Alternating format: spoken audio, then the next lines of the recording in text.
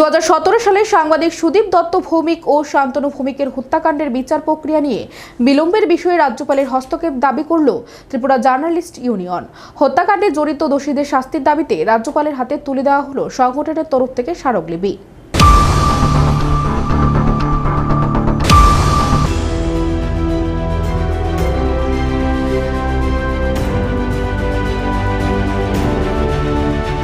Tripura journalist ইউনিয়নের পক্ষ থেকে বৃহস্পতিবার রাজ্যপালের কাছে এক স্মারকলিপি প্রদান করা হয়।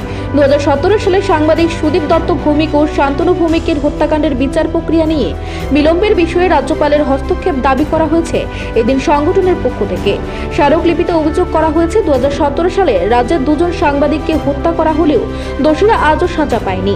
সুদীপ দত্ত ভৌমিকের হত্যার সাথে জড়িতদের জামিনও হয়ে গেছে। অন্যদিকে সাংবাদিক শান্তনু ভৌমিকের হত্যার তদন্ত প্রক্রিয়া কার্যত শুরুই হয়নি। সিবিআইয়ের হাতে তদন্ত ভার গেলেও তাদের তদন্তের অগ্রগতি নিয়ে অসন্তোষ প্রকাশ করেছে ত্রিপুরা জার্নালিস্ট ইউনিয়ন।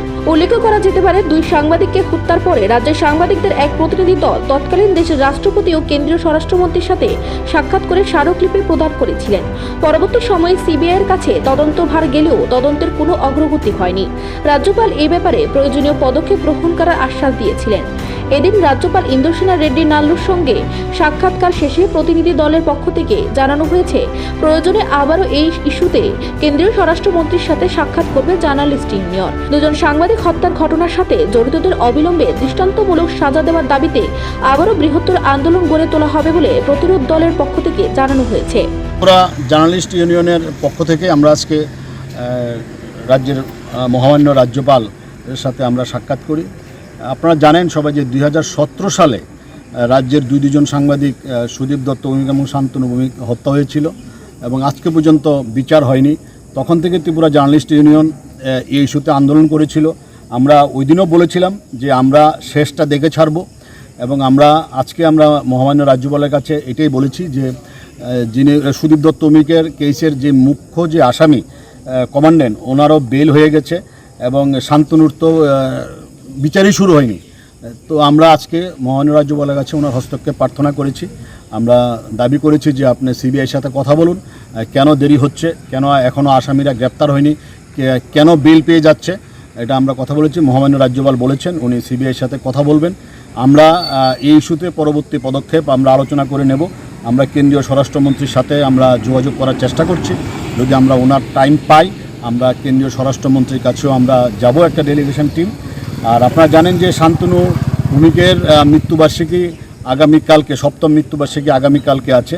তো আমরা ত্রিপুরা জার্নালিস্ট ইউনিয়নের পক্ষ থেকে সবার কাছে আবেদন করছি, আপনারা সবাই আসুন। এখানে বলতে কোনো সংগঠন নেই, সংগঠনের ব্যাপার নেই। আপনারা আমরা সবাই মিলে শান্তনুকে আবার আমরা স্মরণ করব। বিকাল 5টায় আপনারা রবীন্দ্রভবনের সামনে আসুন। আমরা প্রদীপ প্রজ্বলন করে আমরা শান্তনুকে স্মরণ করব। সুদীপকেও আমরা স্মরণ করি, প্রত্যেক বছর শান্তনুকেও করি, আবার আগামীকালকেও করব। এটাই আজকে আমাদের মূল ইস্যু ছিল মহামান্য রাজ্যপালের কাছে আসার। এদিন রাজ্যপালের সাথে সাক্ষাৎকারকালে প্রতিনিধি দলে ছিলেন ত্রিপুরা জার্নালিস্ট ইউনিয়নের উপদেষ্টা সৈয়দ সাজ্জাদ আলী, সভাপতি প্রণব সরকার, সাধারণ সম্পাদক অলোক ঘোষ, সহ সম্পাদক অভিষেক দে ও সদস্য সমরেশ দে, জাকির হোসেন। এছাড়াও ছিলেন ত্রিপুরা জার্নালিস্ট ইউনিয়নের জেন্ডার কাউন্সিলর সম্পাদিকা শেষাদ্রি দাশগুপ্ত। জার্নালিস্ট ইউনিয়নের তরফে জানানো হয়েছে, আগামীকাল অর্থাৎ শুক্রবার সাংবাদিক শান্তনু ভৌমিকের মৃত্যুবার্ষিকী পালন করা হবে। বিকেল 5টায় রবীন্দ্র ভবনের সামনে প্রদীপ প্রজ্বলনের মাধ্যমে স্মৃতিচারণ করা হবে। নিজস্ব প্রতিনিধি রিপোর্ট, এশিয়ান টাইমস।